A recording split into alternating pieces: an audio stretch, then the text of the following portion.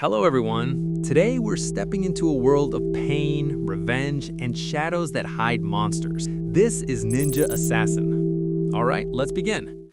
The movie starts with showing a gangster getting tattoos from an old man. He tells them the tattoo reveals the nature of the man. It shows 5 huge traits, like a warrior, artist, or farmer. If the needle has trouble going in or you feel lots of pain, it means the path you've chosen doesn't suit you. Then the criminal snaps. "What are you saying? You insulted me." He pulls a gun and puts it on the old man's throat. Then one of the criminal's associates come and hands him an envelope with black sand inside. The old man sees it and gets scared.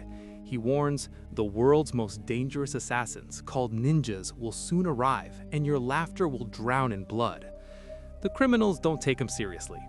The old man shows them a scar on his body. He explains that many years ago, he and his companions were attacked by ninjas. All of them were killed, but he survived because of his special ability. His heart is on the right side, not the left. They start making fun of the old man. Suddenly, the ninjas arrive and first kill the side guy. His head detaches from his body. Then, the gangsters start firing bullets, but the ninjas hide in the shadows. Then, a wire comes out, surrounds a man's foot, and lifts him up. When he falls down, he divides into many pieces. On another side, the man standing near the snooker club has his body divided into 2 pieces. We see one more man whose feet are cut with a sharp wire. Some ninja blades come to a man who was firing and kill him.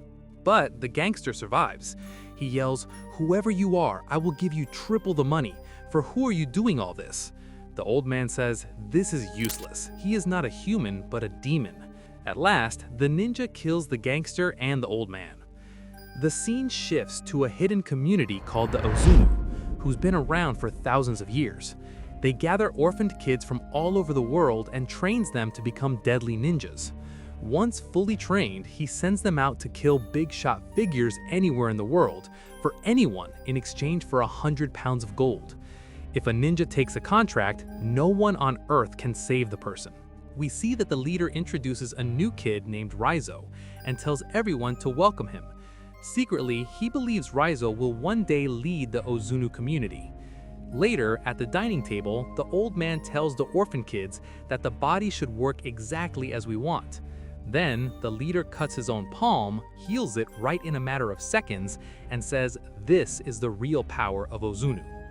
The scene shifts to Raizo's training. He's beaten hard for every mistake.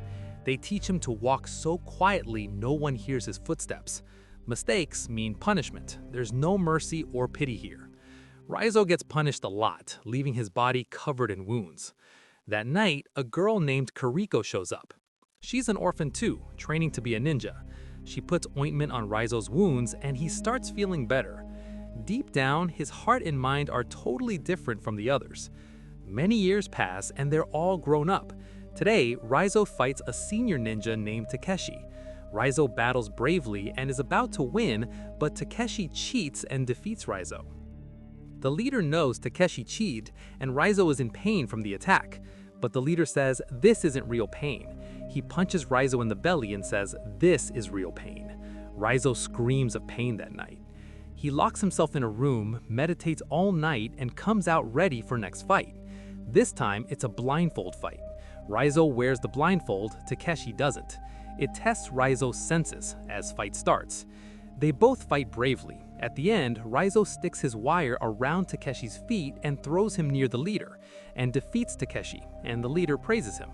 But Kariko gets upset about all the melee and fighting.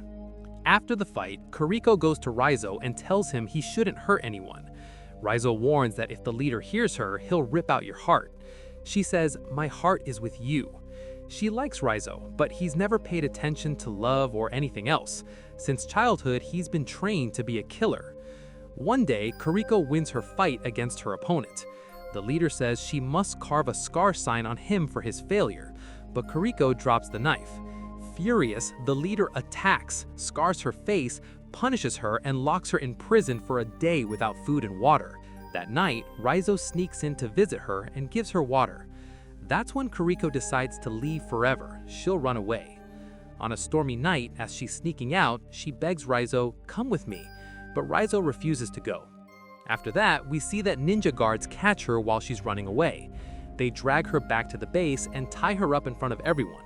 Then, the leader hands a sword to senior ninja Takeshi, who kills Kiriko right there in front of all of them. Raizo can't bear the pain inside. Kiriko's death kills something deep within him, but he doesn't know how to react. Cut to Berlin, where we meet Mika, a Europol forensic researcher, and Agent Maslov, a Europol agent.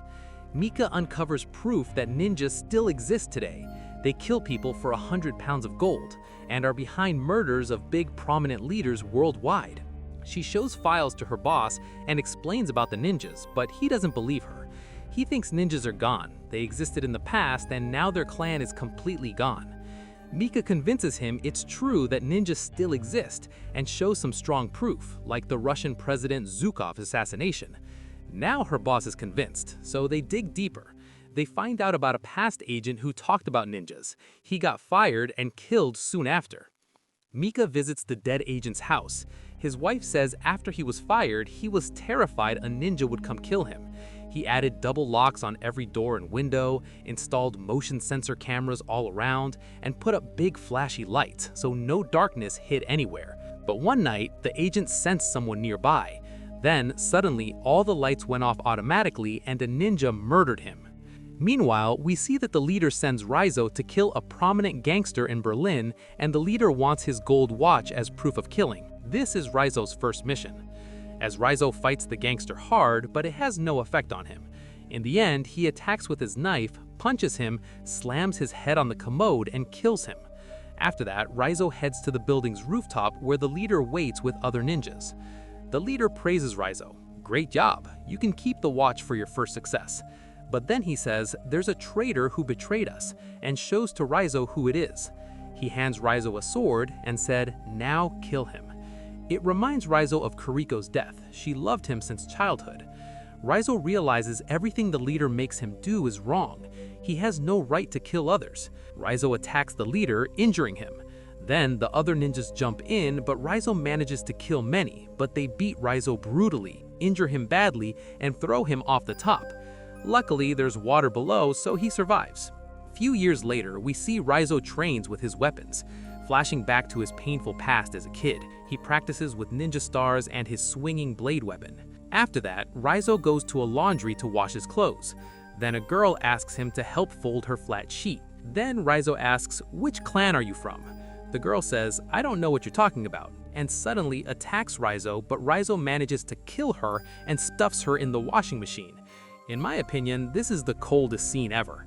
Later, the scene shifts. We see many agents start investigating and spying on Mika and Agent Maslov. One night, Mika heads home and sees a power outage in all the houses. When she goes inside, she becomes very frightened because she finds the same envelope with black sand in it. As we see in the beginning of the movies, gangsters get the same envelope and later they are brutally killed. She steps outside for help. A ninja attacks to kill her, but someone rushes in to save her. A fierce fight breaks out. After some struggle, he kills the ninja.